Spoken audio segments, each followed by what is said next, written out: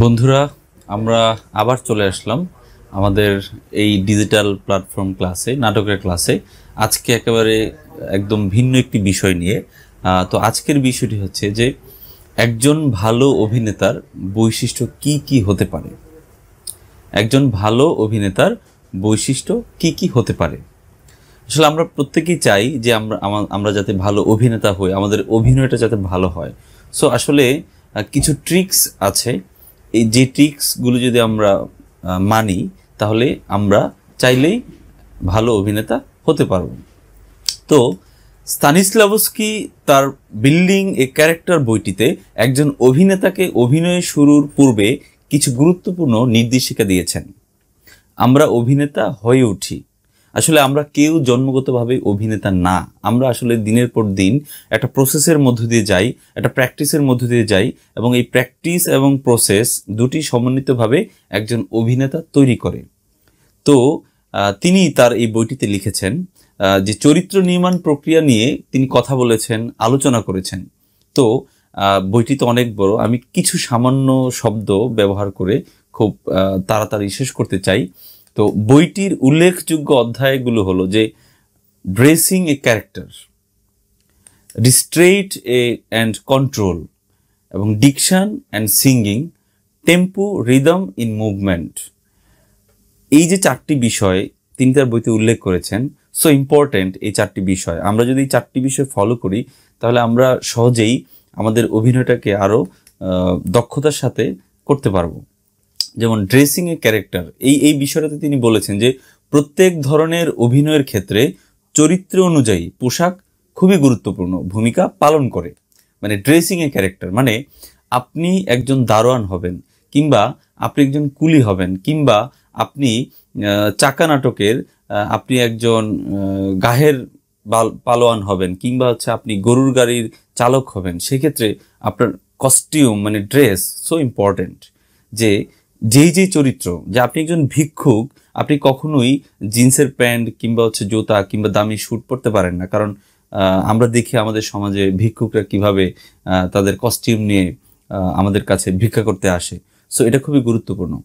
চরিত্র অনুযায়ী যদি পোশাক না হয়, তাহলে অভিনেতার অভিনয় করতে খুবই অসুবিধা হয়। কারণ কি বলুন তো, আপনি হচ্ছেন ম্যাকবেথের ম্যাকবেথ নাটকের আপনি ম্যাকবেথ। তো আপনি হচ্ছেন যে রাজা হবেন, তো আপনার ক্যারেক্টার হচ্ছে ধুতি কিংবা লুঙ্গি। তা আপনার তো বিশ্বাসই হবে না আপনি একজন রাজা। কিংবা ডানকানকে আপনি হত্যা করবেন, ডানকান একজন রাজা, ডানকান পরে আসলে লুঙ্গি কিংবা ফতুয়া। তা আপনার তো বিশ্বাসই হবে না এই যে ডানকান উনি যে রাজা। সো আপনাকে ডানকান চরিত্র করতে হলে আপনাকে অবভিয়াসলি সেই রাজার কস্টিউম পরতে হবে এবং সেই রাজার গেট আপ নিতে হবে। তাহলেই আপনার মনে হবে যে না, আমি রাজা। কিংবা আপনি যদি ব্লুবার্ড মরিস মেটালিঙ্কের আমেরিকান নাটকার ব্লুবার্ড নাটকের আপনি যদি সেই নীল পাখি হন, তাহলে আপনি যদি এভাবে হাত নাড়ান, তাহলে আপনার কাছে মনে হবে না আপনি পাখি। আপনি যদি আপনার হাতের সাথে কিছু কস্টিউম নিয়ে, কিছু ওড়না নিয়ে একটা পাখির মতো একটা ডানা তৈরি করেন, তাহলে নট অনলি আপনাকে যারা দেখছে তারাও মনে করবে যে না, this is bird, so obviously blue bird. So পোশাক খুবই খুবই ইম্পর্টেন্ট বিষয়। তারপরে তিনি বলেছেন যে রেস্ট্রেইন্ট অ্যান্ড কন্ট্রোল, এই বিষয়টা খুবই গুরুত্বপূর্ণ। কেন? যে প্রত্যেকটা জিনিসের ক্ষেত্রেই সংযম ও নিয়ন্ত্রণ খুবই কার্যকরী। মানে যেটাকে তিনি বলছেন রেস্ট্রেইন অ্যান্ড কন্ট্রোল। যে কোনো জিনিসে সংযম আর নিয়ন্ত্রণ থাকলে তা উচ্চস্থান দখল করে। আর থিয়েটার বা নাটকের ক্ষেত্রে এটা অধিক কার্যকরী। মঞ্চের অভিনয় করার সময় অভিনেতাকে তার সকল প্রয়োজনীয় জিনিসের উপর নিয়ন্ত্রণ রাখবে। যদি নিয়ন্ত্রণ না রাখতে পারে, তাহলে সেই অভিনেতা কখনোই দক্ষ অভিনেতা হয়ে উঠতে পারবে না। যদি আমি একটি উদাহরণ দেই, ঠিক আছে? উদাহরণটা আমি যেমন স্যার সেলিম আল দীনের মুনতাসির ফ্যান্টাসি। তো মুনতাসির ফ্যান্টাসির আপনি একজন ডাক্তার, আপনি অপারেশন হলে আছেন। তো মুনতাসির ফ্যান্টাসির একটি আপনার দৃশ্য আছে যে একজন বড় চাকরিজীবী তার পেট থেকে অনেক কিছু বের করে, টাকা, রশি, মানে সে সব খেয়ে ফেলে, সে সব শোষণ করে খেয়ে ফেলে। যদিও এটি কমেডি, কিন্তু কমেডির মাধ্যমে এই বিষয়টি বোঝানো হয়েছে।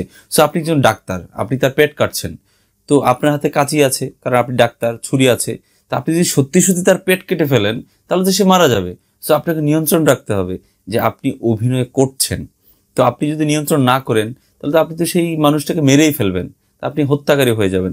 কিংবা আপনি এখন রাজা, আপনি মদ খাচ্ছেন কিংবা সুরাপান করছেন কিংবা আপনি তলোয়ার দিয়ে কাউকে হত্যা করছেন।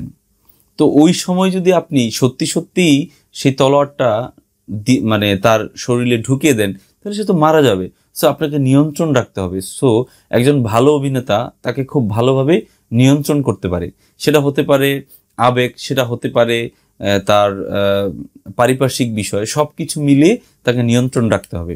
তারপর তিনি যে বিষয়টি বলেছেন যে ডিকশন অ্যান্ড সিঙ্গিং, মানে হচ্ছে যে অভিনয়ে সংলাপ বা শব্দের যে করাঘাত নির্দিষ্ট মাত্রা অনুযায়ী খুবই দরকার, খুবই গুরুত্বপূর্ণ। এর যদি সঠিক মাত্রাটা নির্ধারণ করা যায় তাহলে বাক্যের সঠিক অর্থটা সহজেই আমরা বুঝতে পারি।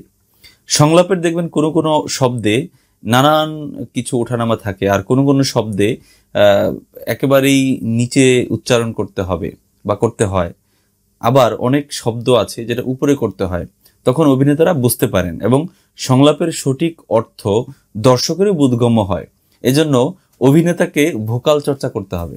আমি আবার বলছি, এজন্য অভিনেতাকে ভোকাল চর্চা করতে হবে। আমি একটি যদি উদাহরণ দেই তাহলে যদি বলি যে নিশ্চয়ই আপনারা ইদিপাস নাটকটির কথা শুনেছেন। সো ইদিপাস নাটকটা শুরু হয় যে সবাই ইদিপাসের সেই রাজ্যের সকল মানুষ চলে আসে তার রাজপ্রাসাদে।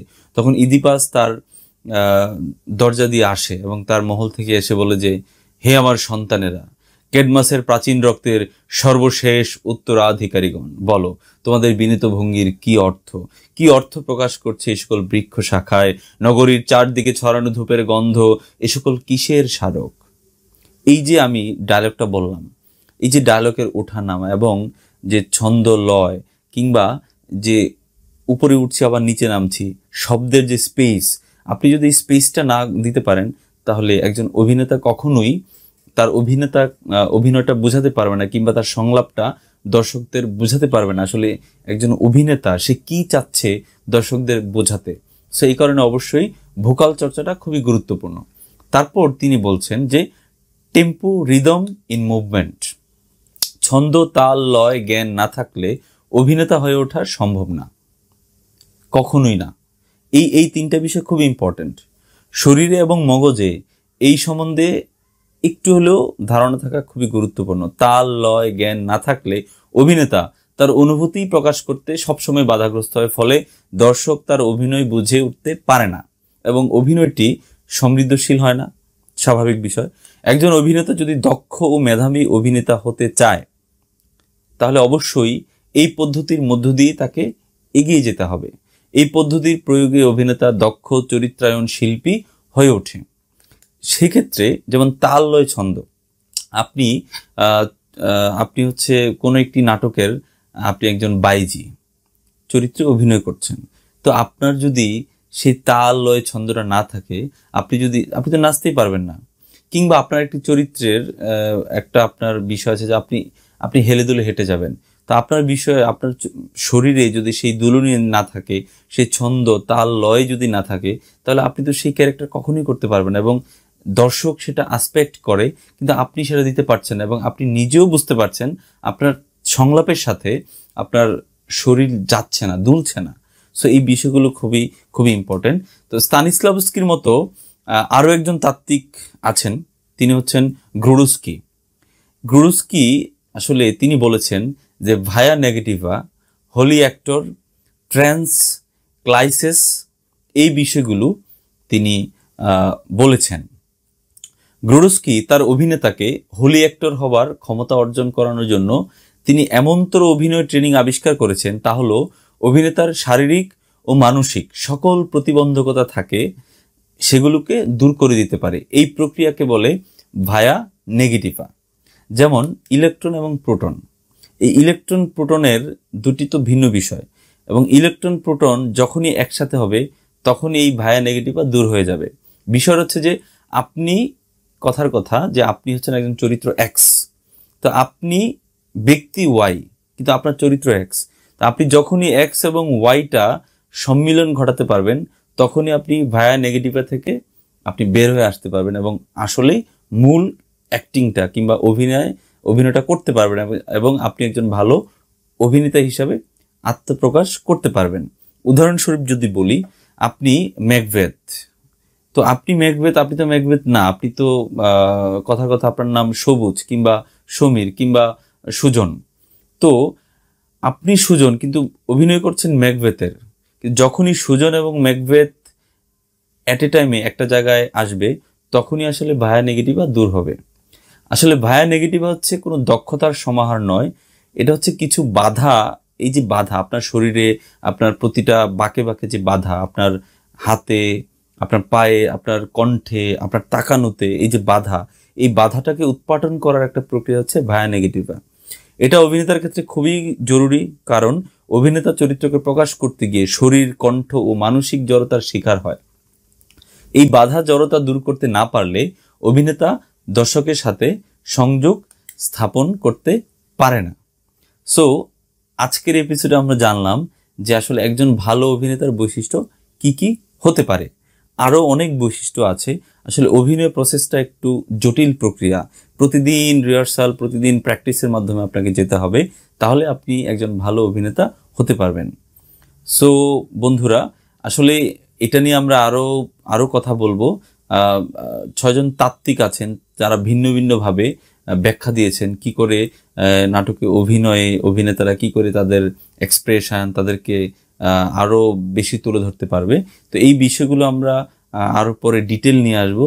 সো আজকে আমরা আপনাদের বোঝানোর চেষ্টা করেছি যে ভালো অভিনেতার বৈশিষ্ট্য কি কি হতে পারে। আপনি এই বিষয়গুলো যদি মানেন এবং এই বিষয়গুলোর মধ্য দিয়ে যান, প্র্যাকটিসের মধ্য দিয়ে যান, তাহলে আশা করি নিশ্চয়ই আপনি একজন ভালো অভিনেতা হতে পারবেন। আমরা পরবর্তী এপিসোডে আবার আসবো নতুন কিছু নিয়ে। সেই পর্যন্ত সবাই ভালো থাকুন, সুস্থ থাকুন। নাটকের জয় হোক।